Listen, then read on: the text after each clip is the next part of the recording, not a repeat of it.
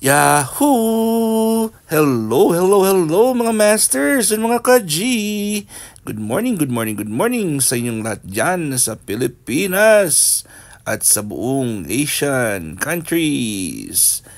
At kung saan ka maglupalop ng ating daigdig ay good morning, good noon, good afternoon, good evening at good night na sa ready ng matulog. At syempre, nandito na naman tayo para sa ating Monday episode ng All About G, the Green Girly Cutie Patootie Iguana Daily Vlogs. At ngayon po ay nagpapakain ulit tayo sa ating G.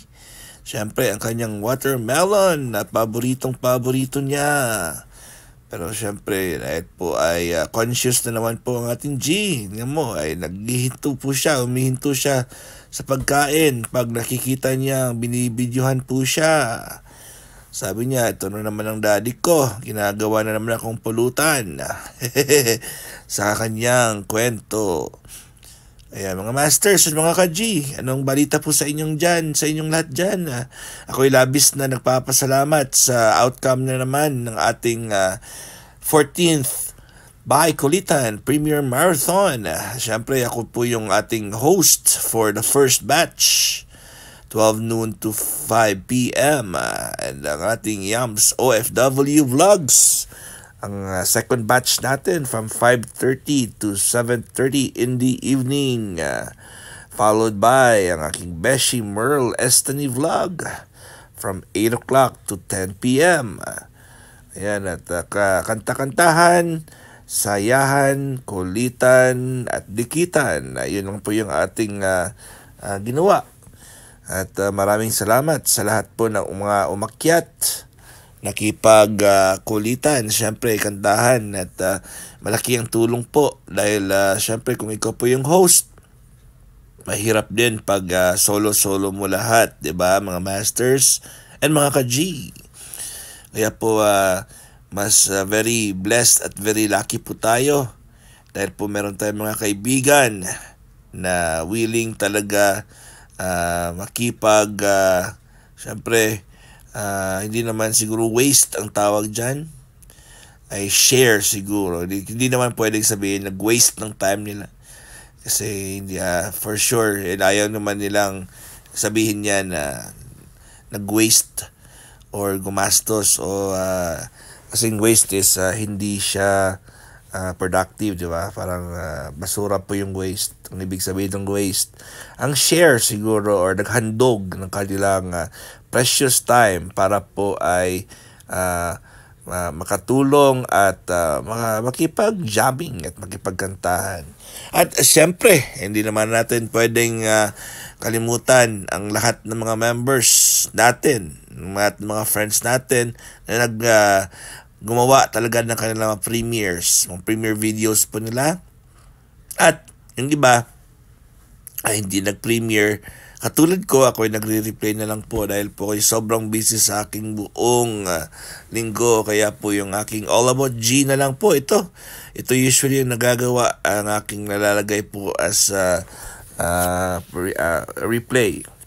Ayan po, may ano pala, hindi pa naubos ng G natin ang kanyang watermelon. Papaubos natin yan sa kanya mamaya. Kasi pag hindi niya naubos yan, pupuntahan ng fruit flies po yan, mga masters, mga ka-G. Ayan, so pahinga muna tayo. Buong Lunes, bukas, meron na naman tayong Premier Marathon. Ang ating hosts bukas ay ang ating Ann Hombre, Miss Ann Hombre Vlogs. Sa first batch, 1 to 3 o'clock p.m. And then from 4 to 6, Indayana Vlog. And then 7 to 9, Doc Zenaida Porciuncula. So yun ang ating mga stable, ating mga permanent hosts. So dalawa po sila, si Ann Hombre, si Ann Hombre natin at si Indayana ay hindi pa monetized. Kaya kailangan po natin silang tulungan dahil po ay malaki ang kanilang kailangan para po malapit na naman sila. Pero at least binigyan po sila natin ng privilege para po sila ay ayun, mas maka tutok ang team natin para po sila ay madali pong monetized. Ayan, at tulong-tulong lang po tayo sa ating mga kasamahan. Kasi alam naman natin,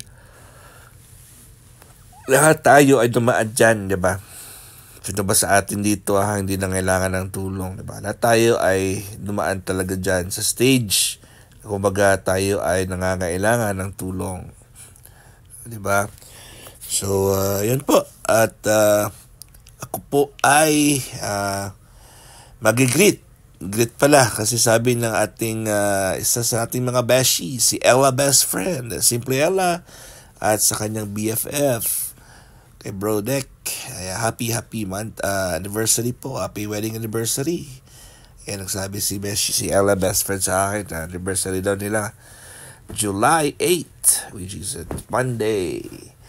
So happy anniversary po sa inyong dalawa, ang ating mga lovebirds ng Bahay Kulitan. Anyways, syempre mapatuloy tayo sa ating pagtutulong-tulong. Ako naman po ay magbibigay na naman ng bagong lecture regarding sa ating health. Ayun po, ito ay kailangan nating ilagay sa ating mga isip, mga masters at mga ka-G, na ang ating buhay po ay kailangan natin ay i-enjoy. So let's talk about love and forgiveness. Kasi po ang love and forgiveness ay isa sa mga kailangan po natin sa ating buhay. Kasi po ang nangyayari po dyan, pag meron po tayong hinanakit at meron po tayong iniindang o meron tayong tinatago na na bad feeling or bad vibes sa loob ng ating puso at ating damdamin at ating isip, ay magkakokos po yan, magkakasanhi po yan ng pagiging acidic ng ating katawan. So alam niyo po ba kung paano maging acidic ang ating katawan? So dalawa ang na different pH levels ng ating katawan. So dito tayo sa focus po tayo sa blood pH. So ang pH level po siya ang determine kung acidic or alkaline or normal range po ang iyong level ng iyong dugo, ng iyong specifically ang ating dugo, kasi yun yung ating pag-uusapan, dahil meron din acidity level ang ating stomach or digestive system. So mas acidic po ang ating stomach kasi po ang acidic gastric juices natin ay kailangan maging acidic. Pero when it comes po sa blood pH level, ang dapat ang range po natin ay 7.35 to 7.45. Diyan po ang ating normal level ng ating blood pH. Livable normal level. Normal range po yan, 7.35 to 7.45. Pero pag bumaba po siya from 7.34 down hanggang 0, ang tawag po dyan ay acidic, papunta sa kaliwa. Papunta naman sa kanan from 7.46 up to 14 po yan or more, ay alkaline po yan. Alright? So, kailangan po ay nasa range po tayo ng 7.35 to 7.45. So, every time po tayo ay nagkakaroon po ng problema at tayo po ay may hinanakit at tayo po ay hindi makatulog, tayo po ay nagtatampo, tayo po ay galit, tayo po ay worried or stressed, ang katawan po natin ang brain po natin ay produce po yan o marami ang nangyayari sa ating organs. So wasted po ang ating organs kasi tayo po ay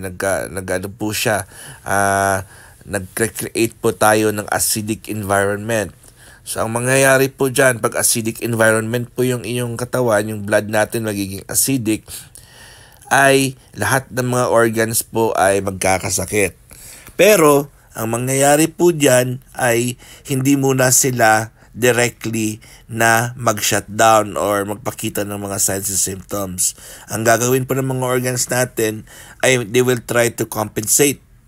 So, magpapalabas pa yan sila ng mga hormones, mga chemicals, mga minerals, vitamins, kung ano yung nasa kanila na medyo alkaline ang level niya, mag-excrete po yan sila para po tutulungan nila yung ating dugo para mabalanse po, mabalik po siya sa 7.35 to 7.45.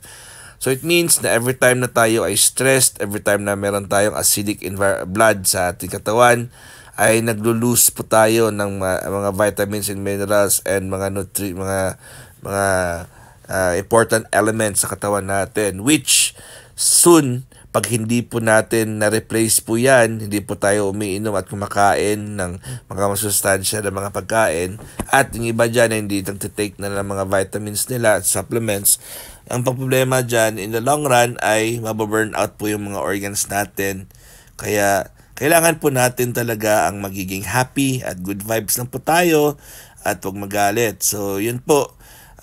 Practice po tayo deep breathing exercises at syempre sleep is very important. Ayan. So mga masters and mga ka-G, at hanggang dito lang po tayo kasi 12 minutes lang po yung ating limit sa ating All About G, the green, girly, cutie, patuti, iguana. Maraming salamat po sa inyong lahat, sa inyong full love and support. I hope na may natutunan po kayo ngayong araw na to sa ating premiere. At kita-kits ulit tayo bukas sa ating All About G at syempre ang ating premiere marathon. And nandito lang po si Master in case na meron kayong kailangan tanungin. Maraming salamat ulit. God is great. Yahoo!